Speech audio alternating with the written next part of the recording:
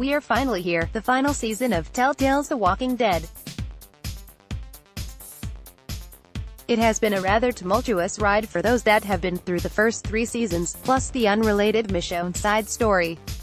After an award-winning first season, The Walking Dead dipped severely in its sophomore season before redeeming itself somewhat in a new frontier.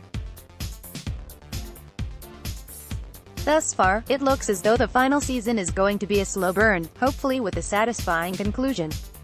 The final season focuses once again on Clementine, and is set sometime after A New Frontier.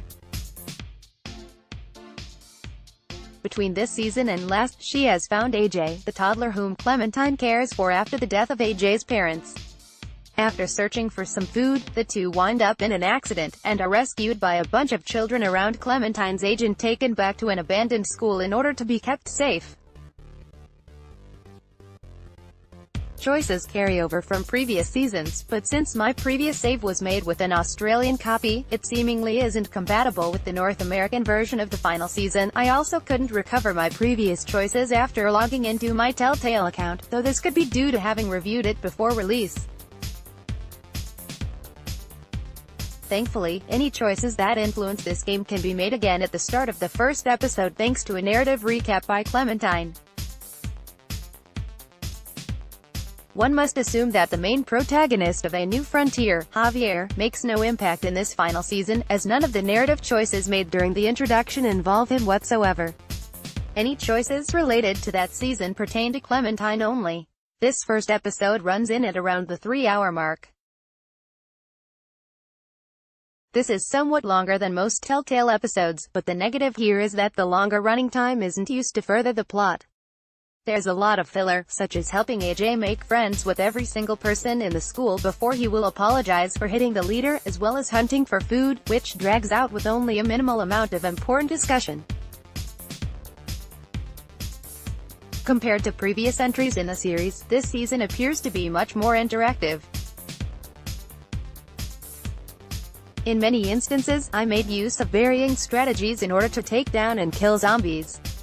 I even had the chance to use a few traps.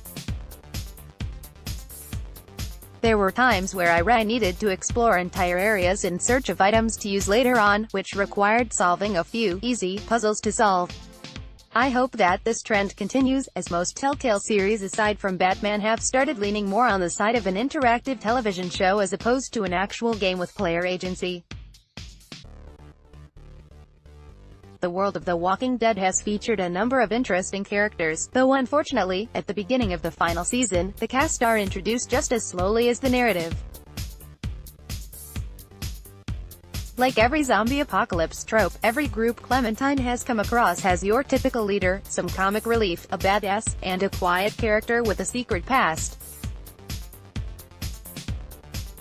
This game is no different, and offers a number of personalities that fill in each of your bog-standard characters. The one redeeming quality is that they are all teenagers that have, somehow, survived in the school since the beginning of the apocalypse, all on their own. By the end of the third and final act, the characteristics of some cast members are slowly fleshed out, and it becomes apparent who will make the biggest impact throughout the rest of the series.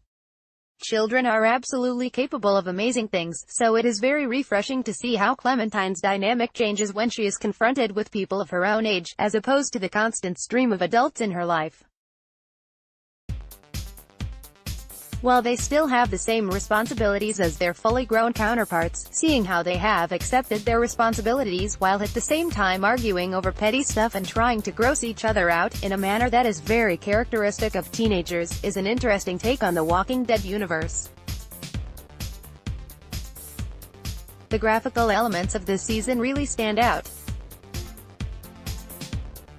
Much of the focus is put upon characters in the foregrounds, and much of the backdrops are limited to 4 or 5 colors, with bold black lines outlining objects in the environment. It feels a lot more like a page out of the graphic novels than a video game, and it is pretty remarkable how Telltale have managed to capture this feel. Despite its slow start, I'm still looking forward to seeing how The Walking Dead, the final season, pans out. While it, for whatever reason, ignores most of the plot from A New Frontier, Episode 1, Done Running sets the stage for the remaining 4 episodes, even though its pacing falls a little short of the mark. Moving forward, I can only hope that the ragtag group of young adults differentiate themselves from the formulaic roles the series has relied on in the past. This review is based on the PlayStation 4 version of the game.